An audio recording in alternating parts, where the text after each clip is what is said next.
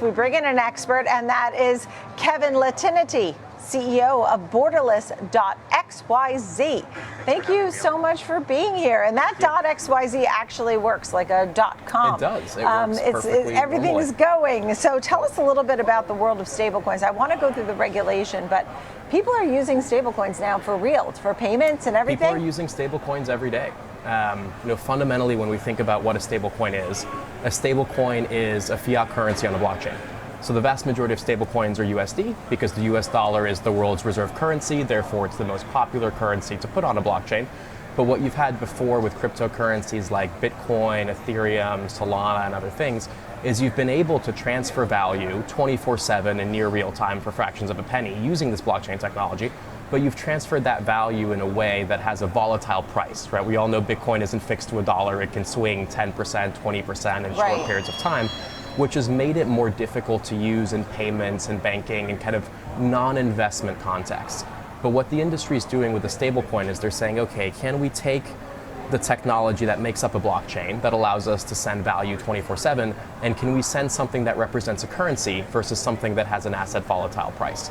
And all of a sudden this is starting to get used in cross-border remittances, this is starting to get used in emerging markets that have unstable currencies that want more access to the US dollar. Right. Stablecoins have become the best way now to export the US dollar around the world.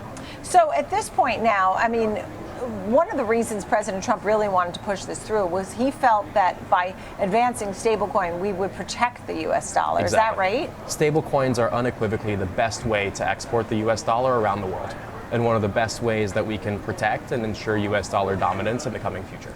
Right, because for all the people who are worried about the US dollar, they shouldn't be? Stablecoins are a great way to make them less worried.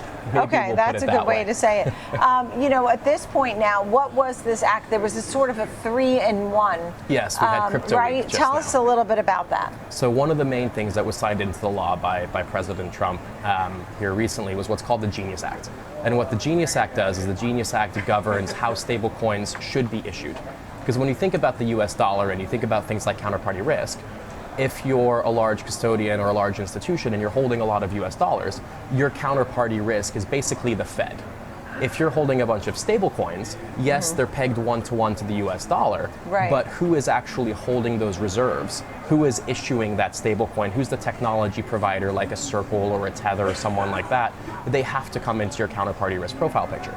So with the Genius Act, what it's doing is it's creating a set of rules, frameworks, and regulations around how US dollar denominated stablecoins should be issued, how they should be regulated, how the reserves that guarantee that they're redeemable for a dollar, which just basically works in a fully reserved context. So for every token, there's a dollar in a bank account.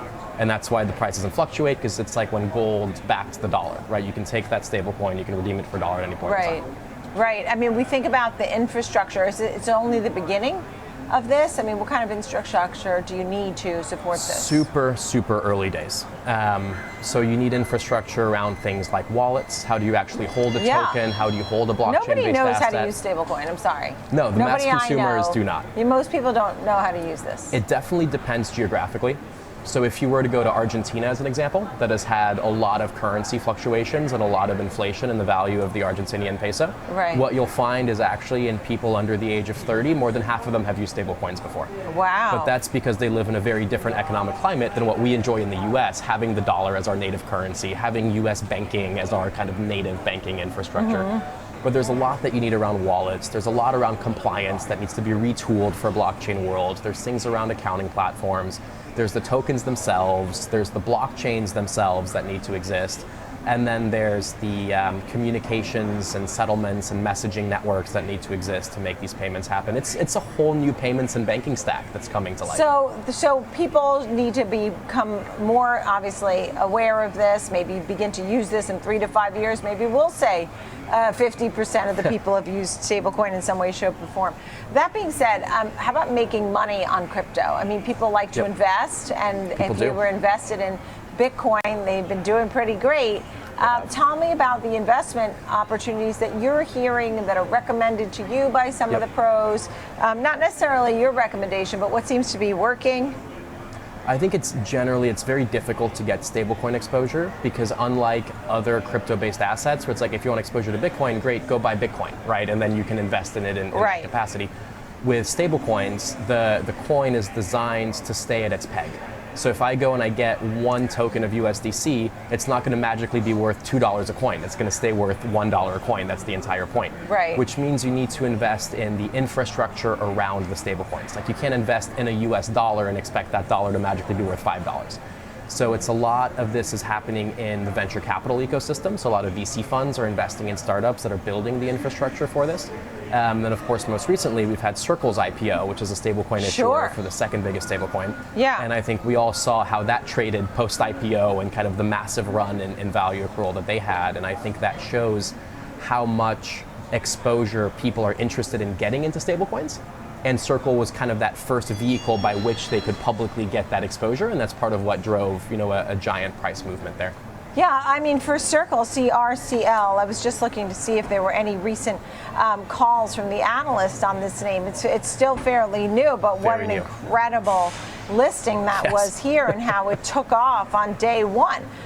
It has since pulled back, but it's still trading at $193. Yep. So for Bitcoin, Ethereum, XRP, these have been some of the leaders, and the market cap is above $4 trillion. It is. You consider that to grow for all of those?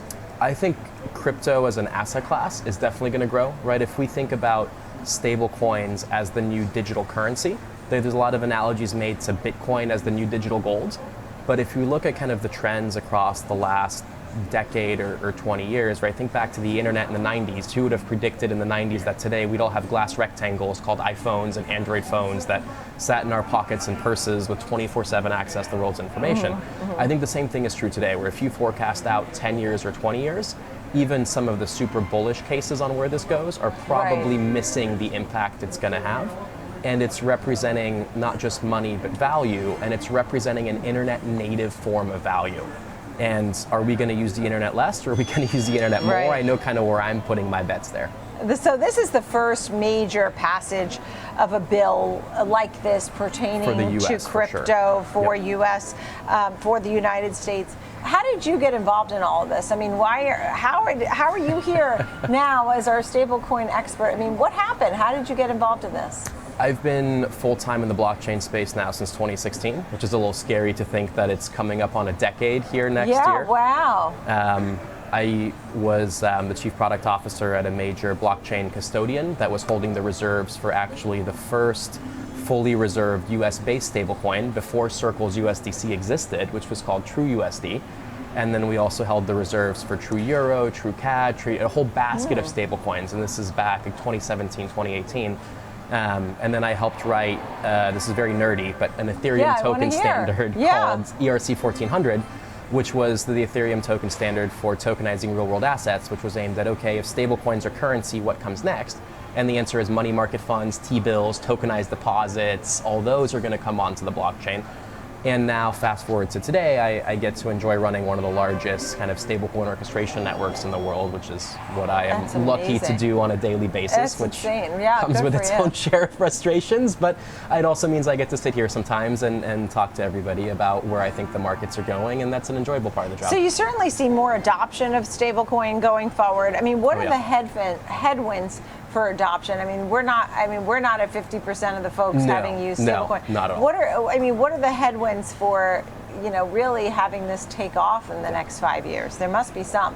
I think there's two major ones. The first is regulation, which is now getting solved with Genius and an administration that, quite frankly, is much more pro-innovation and pro-experimenting with blockchain technology. We've seen, now Visa's making moves in the stablecoin space, B of A is making moves in the stablecoin space, Stripe has now acquired 2 stablecoin companies, AirWallX is talking about stablecoins, MasterCard's talking about stablecoins, Walmart and Amazon are talking about, the giants of the world and the Fortune 500s are now looking at getting into stablecoins. Are they in today? No, but are they looking at it very actively? Yes, and will they be? And then the second thing that I think is a big issue right now is still fragmentation. So yes, a blockchain is a global technology, and yes, a token can be transferred anywhere in the world, but there is no such thing as a global regulatory license, which means you're still looking at US licensing, EU licensing, Brazil licensing, Argentina licensing, South Africa licensing, Hong Kong licensing. And even the biggest banks in the world, take JPM as an example, JPM's not licensed in 195 countries, which means there's unlikely to be a stablecoin company that is licensed in 195 countries. So in the traditional payments world, we solve that with networks, SWIFT and other things, and that's what we need in the stablecoin space. You'll have to come back and continue to give us updates, Kevin, because this is definitely, we're all in a learning process when it comes to this. Kevin Lehtiniitty, CEO of Borderless.xyz. Thank you for being with us.